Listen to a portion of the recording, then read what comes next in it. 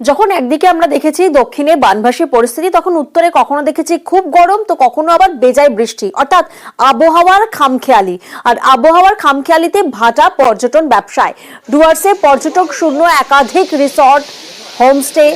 পুজোর আগে চিন্তায় পর্যটন ব্যবসায়ীরা। প্রতিনিধি রকি এই মুহূর্তে আমাদের সঙ্গে রয়েছেন। রকি, আমরা দেখেছি যে আবহাওয়ার খামখেয়ালি যেভাবে চলছে, যেভাবে খামখেয়ালি পনা চলছে, তাতে ভাটা পড়ছে। পর্যটন ব্যবসায়ীরা, তাদের তো কপালে চিন্তার ভাঁজ, কি বলছেন তারা?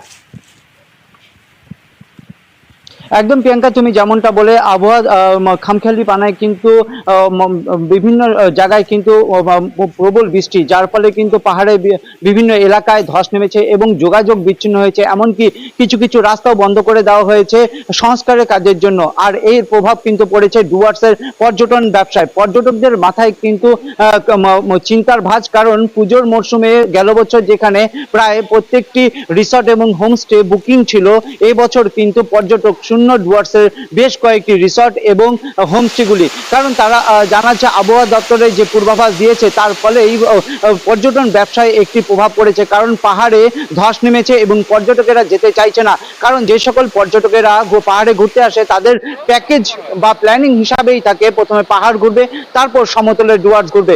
কিন্তু যে সকল পর্যটকেরা পাহাড়ে যেতে পারছেন না বা যাদের বুকিং ছিল তারা ক্যান্সেল করছেন, সেক্ষেত্রে কিন্তু ডুয়ার্সের ব্যবসাও মার খাচ্ছে। কারণ তাদের যদি পাহাড়ে ঘুরতে যেতে হয় তাহলে জলপাইগুড়ি জেলা ওদলাবাড়ি হয়ে গরুবাথান এবং লাভা হয়ে তাদের ঘুরোপথে যেতে হচ্ছে এবং অধিক অর্থ খরচ হচ্ছে সেখানে পৌঁছাতে গিয়ে, যার ফলে কিন্তু পর্যটকেরাও আসতে চাইছেন না।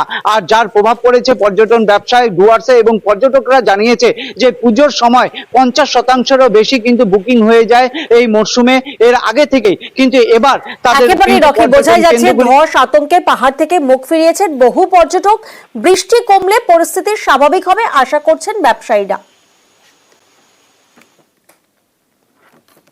কারণ বলতে দেখতেই পাচ্ছেন যে প্রাকৃতিকের যে একটা ব্যাপার চলছে, সবসময় বৃষ্টি বৃষ্টি হচ্ছে আর কি। আর শোনা যাচ্ছে আবহাওয়া দপ্তর থেকে যে আপনার পুজোতেও নাকি বৃষ্টি হবে। তো এমনি তো ট্রেনের টিকিট বুকই আছে, কিন্তু ভালো রেসপন্স এখন অব্দি পাওয়া যাচ্ছে না। অন্যান্যবার কি হয়, জঙ্গল আমাদের গত 15 তারিখে জঙ্গল খুলে গেছে, জঙ্গল খোলার পরে টুকটাক টুকটাক একটু হয়, কিন্তু এবছর খুব একটা ভালো রেসপন্স পাচ্ছি না। এই মুহূর্তে বলতে গেলে টুরিস্টের সংখ্যা খুবই কম। সদ্য আমাদের ফরেস্ট খুলেছে। অন্যান্য বছর কি হয়, ফরেস্ট খোলার পরে টুরিস্টের একটা চাহিদা থাকে, সেই তুলনায় এই বছর একটু সংখ্যা কম রয়েছে টুরিস্টের। আর চারিদিকে প্রচুর বৃষ্টি হচ্ছে, সমতলেও হচ্ছে, পাহাড়েও হচ্ছে, সেটা একটা আমাদের চিন্তিত ব্যাপার রয়েছে। তো এখন আমরা পুজোর জন্য অলমোস্ট রেডি হয়ে রয়েছি, শুধুমাত্র টুরিস্টের অপেক্ষা রয়েছে।